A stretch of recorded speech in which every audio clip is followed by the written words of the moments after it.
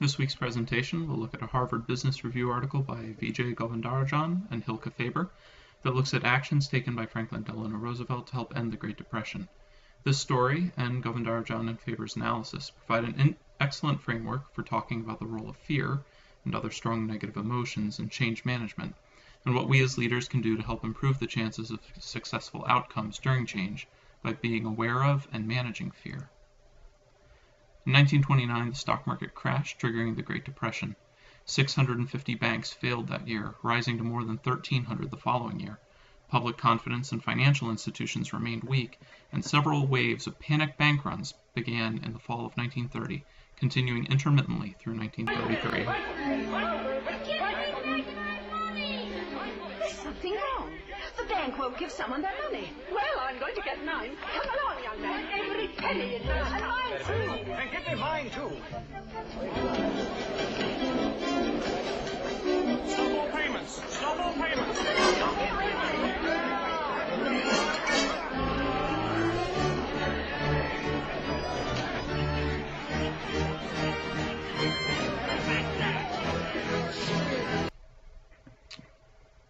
So Franklin Delano Roosevelt, who had campaigned on a promise of a New Deal, was inaugurated on March 4, 1933, just as a wave of bank runs was ending. His inaugural address asserted that the greatest risk to the nation was unreasoning fear that prevented action.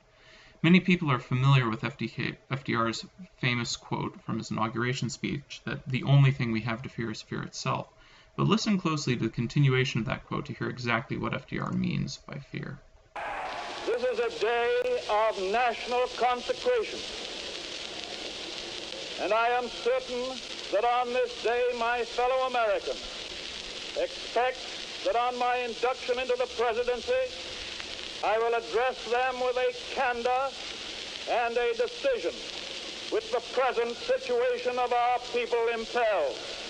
So first of all, let me assert my firm belief that the only thing we have to fear is fear itself, nameless, unreasoning, unjustified terror, which paralyzes needed efforts to convert retreat into advance.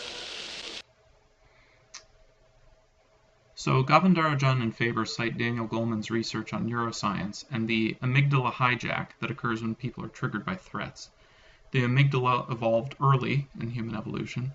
It is sometimes described as the reptile brain or crocodilian brain, and it controls the fight or flight response. As Goleman notes in his book on emotional intelligence, though, the amygdala is still active in human brains, and when triggered, it can overrule our reason, which is controlled by the cerebral cortex, and produce defensive emotions and a reduction in empathy. Emotional intelligence, on the other hand, is the process of understanding, recognizing, and appropriately responding to emotions in oneself and others. By learning to recognize and work through our own emotions, we can learn to recognize those emotions in others, acknowledge those emotions in others, and help people to work through fearful situations. Govindarajan and Faber provide 3 concrete tips for overcoming fear, which also apply to other strong emotions like anger or resentment. These tips are: name it to tame it, use humor, and instill confidence with courage. They call this working with the crocodiles. FDR's approach reflects these techniques, although the gravity of the Great Depression and the nature of FDR's world didn't necessarily call as much for humor as you might see elsewhere. But FDR took a number of steps that helped reverse the Great Depression's downward spiral. As he promised in his inaugural address, he obtained broad powers from Congress to break out of the policy paralysis that had gripped the United States for more than 3 years. He closed all banks across the country so that they could be assessed for solvency. But most importantly, for the techniques we are discussing, he made a national radio address, the first of what would become many fireside chats, to explain his actions, to help the American people work through their fears, and to move forward. His fireside chat is a great read, and I've created a tiny URL that you can use to easily get to a transcript of the address. You can't click on the link in YouTube, but type in tinyurl.com/chat1933 in a web browser, and you can get to it and have a look at the full text of what he said. FDR's actions in his first 9 days are a classic example of the force field analysis applied. This model, which as our text states was pioneered by Kurt Lewin, posits that any current state of affairs is an equilibrium between forces that support change and forces that oppose change. To encourage change, it's necessary to unfreeze forces resisting change and or convert them into forces for change. In the case of FDR's world, a lack of confidence in the banking system was causing frequent runs on banks whenever public sentiment caught wind that they were on the verge of failing, which as we saw was happening with some consistency. There was also widespread frustration with the Hoover administration, which had presided over the Great Depression for 3 years without making any headway. Hoover clearly didn't have a working plan to get out of the economic rut, and his policies were ineffective. There was a widespread state of panic throughout the country, and many people had pulled their money out of the financial system entirely, including many wealthy individuals, preventing spending or investment that were critical to getting the economy moving again. With FDR's election, a number of forces started supporting change. Dissatisfaction with the status quo had been present for some time, but FDR's landslide victory was a clear sign of dissatisfaction with the status quo. A change in leadership, with FDR the new head of the country, was itself a force for change. FDR furthermore sought and received from Congress the power to declare the bank holiday to stop the runs on the banks, and to take steps to shore them up. His fireside chat was a brilliant piece of communication that helped to calm the nation, reduce the sense of panic, and unfreeze the economy, or unfreeze the hoarded money for investment back into the economy. Now, FDR's election and the new executive powers were enough to get things moving, but where FDR showed his most consummate leadership was by recognizing the fear-based root of many of the major forces opposing change. Lack of confidence in banks, the general state of panic, and hoarding of cash were all driven by fear. Runs on the banks were the result of amygdala hijacks whenever rumors circulated that the banks were going to fail. The genius of FDR's 1-2 punch of the bank holiday, with the fireside chat timed right before the banks reopened, was that it addressed the underlying fear and, as Govindarajan and Faber highlight, it instilled confidence with courage. If you read through the full text of the fireside chat, it is incredibly positive. It praises the sense of the common citizen, and yet also explains how the financial system works and drives home that things cannot get better until money got back into circulation.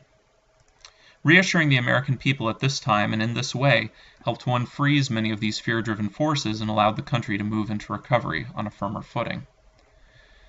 This isn't something in the text, but I want to share it because it's something that I find can be used to combine all three of Govindarajan and Faber's suggestions.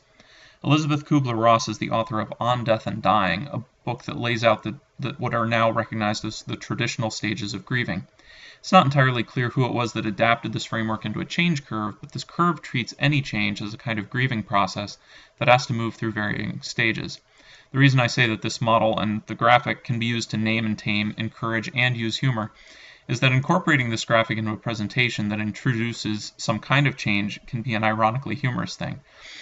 When I've used this, I'll explain the change that has to be made, and then I'll pull up the slide and briefly explain the framework, and then I'll ask, so who's feeling shocked? Anyone in denial? Anybody already depressed? And I'll usually get a couple of hands, and I'll say, excellent, excellent, you're making very good progress through the process, and it's totally fine to feel whatever it is on this curve that you find yourself feeling. But it may help to keep in mind that after the frustration and depression come experimentation, decision, and integration, and perhaps knowing this will help you get there more quickly. Because many of the changes that I've led have involved IT systems, I will usually talk about my own experiences with denial and frustration as I got to learn the new tool or system that I'm in the process of deploying, and I think that that's helped to model the way for people, affirming that there may be miserable feelings during the process, but that there is a light at the end of the tunnel, and that things will get better. So this is a graphic out of our textbook, and I draw attention to this to highlight that fear management is far from being the totality of change management, but it does touch every phase in one way or another, I think. I've highlighted the actions that seem to me to be tied some way to the techniques that Govindarajan and Faber discuss in their article, and I've added one item not in the text that they mentioned, and which I thought was really interesting. They call it selectively forgetting the past as an important step in leading and managing change. I've placed that under the managing the transition category and renamed it Mourn and Let Go of the Past, recognizing the value of the Kubler-Ross curve in this process. But whether you're unfreezing resistance in a force field framework to motivate change, inspiring people with a sense of how the change will make things better while creating a vision, influencing stakeholders as part of developing political support, mourning the past as part of managing the transition, or helping people overcome reticence and reluctance while sustaining momentum, emotional intelligence is something that can help a lot in helping realize effective change. I'd like to end with a quote that jumped out at me when we were going through chapter 11, and to me it drives home the importance of leadership in times of change. This is one of the findings of the Globe study, and it basically says that when people look at their leaders, they see the possibilities of a desired state more than they see the current realities. And so to me it says that there's both power and responsibility in being a leader, and that helping manage change is one of the most important tasks that as leaders we are called to do. So here are this week's questions for reflection, which have also been posted in the thread.